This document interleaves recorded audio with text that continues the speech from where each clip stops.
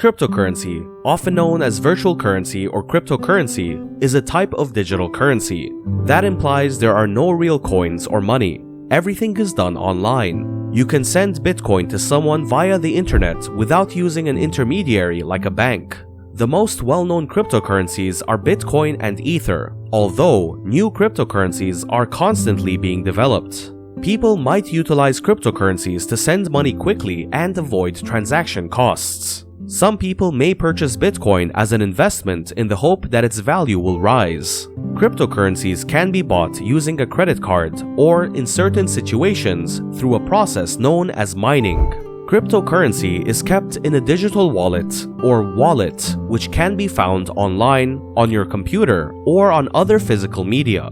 Before purchasing cryptocurrency, you should be aware that you do not have the same safeguards as when using US dollars. You should be aware that scammers will urge you to pay them in cryptocurrencies since they are aware that such payments are generally irreversible. Bitcoin is the most well-known cryptocurrency, followed by Ethereum and several smaller cryptocurrencies and blockchains such as Pulse Chain. So, here in today's video, I'm going to deliver some information about Pulse Chain, blockchains, consensus mechanism, proof-of-work consensus mechanism, transaction costs in a proof-of-work blockchain, and many more about crypto. Watch till the end to learn more about everything. What is Pulse Chain? Pulse Chain is a new blockchain network featuring a proof-of-stake consensus method, and the initial token is Pulse, PLS. The blockchain is intended to deploy as an Ethereum hard fork in May 2022. A hard fork is a duplicate of the Ethereum network. This is a complete clone of the Ethereum network, including all coins and NFTs currently in use. The original Ethereum code is being changed to include its own set of terms and restrictions, PRC20. The blockchain's consensus method is being converted from proof-of-work to proof-of-stake. This means that the Pulse Chain blockchain is far less harmful to the environment. Furthermore, replicating the whole network means that all coin holders in a decentralized wallet like MetaMask would receive all of their goods once more, but this time on the Pulse Chain network. The value of these currencies, however, will not be the same as on the Ethereum network, but instead be established by traders in the Pulse Chain community. The purpose of the Pulse Chain blockchain is not to overtake Ethereum as the most popular blockchain, but rather to relieve it of its burden. The Ethereum network is now under such strain that transaction fees and latency are skyrocketing. Speed. Delegated Proof of Stake, DPoS, enables transactions to be completed fast while maintaining security. This is made feasible by trustworthy high-performance nodes that validate each transaction and are supported by PLS stakers who vote with their own money in confidence. By replacing the proof-of-work POW model, validators may devote more computer effort to encrypting transactions. Cost. While Ethereum miners perform sophisticated calculations in order to be paid with ETH, Pulse validators focus on securing just network transactions for a minimal cost. This eliminates the need to expend huge quantities of energy to obtain a reward for the activity, minimizing the overall cost to the network. Deflationary. Unlike ETH, every Pulse coin PLS is minted upon launch, eliminating the ever-expanding quantity of currencies. Additionally, each transaction charge is burnt at 75%, diminishing overall supply. As there are fewer PLS available on the market, the price will grow naturally over time. Efficiency.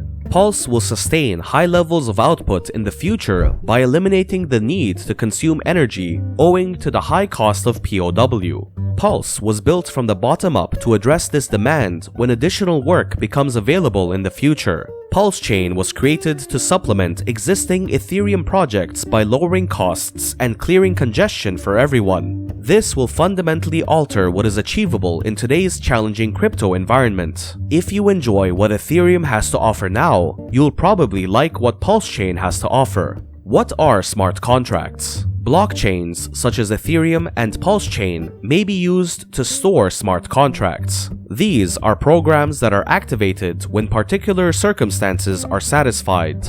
They are used to automate agreement execution without the intervention of a third party. An ERC20 token on the Ethereum network is an example of such a smart contract. ERC20, which stands for Ethereum Request for Comments 20, is a token standard with which all tokens or smart contracts on the Ethereum network must follow. What is a blockchain fork?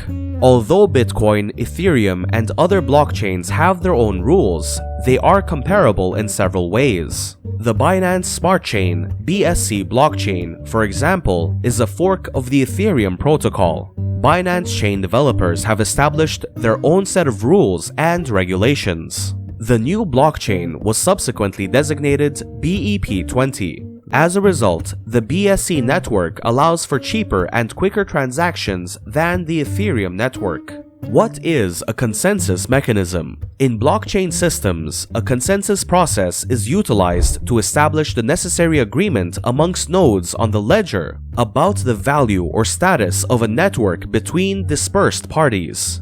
A node is a computer that is linked to other computers and follows rules while exchanging data. These nodes are required to keep a blockchain network operational. These nodes help the network by validating data.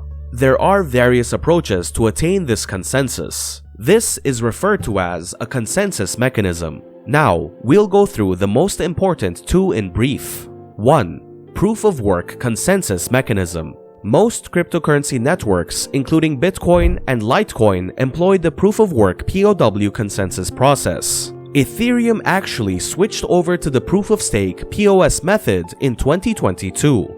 Proof of work requires a node to demonstrate that it is entitled to add a new transaction to the blockchain. This privilege is earned by exerting a reasonable amount of effort, as measured by computer power. This is done to discourage the usage of the blockchain for frivolous or harmful purposes.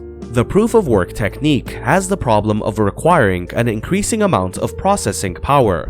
A considerable portion of this is likewise wasted while completing an equation and contributes nothing to the blockchain's efficiency. As a result, proof of work is seen as highly energy inefficient, resulting in expensive expenses and a significant negative impact on the environment. Transaction costs in a proof of work blockchain. The gas charge is a commonly used word when discussing transaction expenses. This is a payment made to miners or validators in exchange for putting or processing transactions on the blockchain. To authorize the transaction and establish an agreement, miners must solve complicated mathematical challenges, consensus. Previously, because the Ethereum blockchain hosts hundreds of apps, these miners were unable to confirm all transactions at once. As a result, they must select a fixed amount of deals to authenticate. All unprocessed transactions can be saved in the mempool, memory pool. In this pool, miners may choose which transactions to verify. On top of the standard charge, users can contribute extra gas fee to prioritize their transaction. More transactions will be done on a blockchain as there are more users and apps. And the gas charge will rise owing to the increased demand on the network.